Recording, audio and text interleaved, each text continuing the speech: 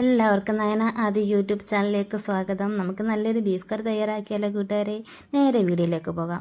1 kilo beef നന്നായി കഴുകി ഒരു പ്രഷർ കുക്കറിലിടുക.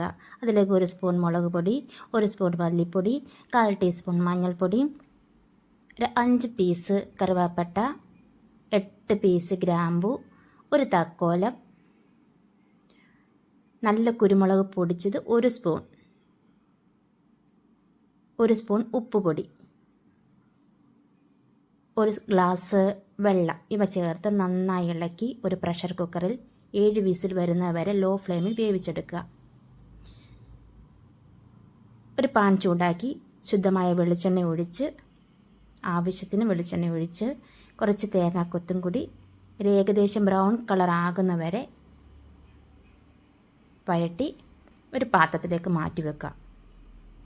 ഇതേ എണ്ണയിൽ തന്നെ ഒരു 1/4 ടീസ്പൂൺ കടുകും കൂടി പൊട്ടിച്ച് 5 പീസ് ഇഞ്ചി ചതച്ചതും 8 പീസ് വെളുത്തുള്ളി ചതച്ചതും 200 ഗ്രാം കൊച്ചുള്ളിയും എരിവ് വേണ്ടിയവർക്ക് 2 പീസ് മുളകും കൂടി ചേർക്കാം. 5 തണ്ട് കറിവേപ്പിലയും ചേർത്ത് നന്നായി വഴറ്റിയെടുക്കുക. നമ്മൾ മുമ്പേ വറുത്ത് മാറ്റി വെച്ച തേങ്ങാക്കൊത്തുണ്ടല്ലോ, അതും കൂടി ഇതിലേക്ക് ചേർത്ത് കൊടുക്കുക.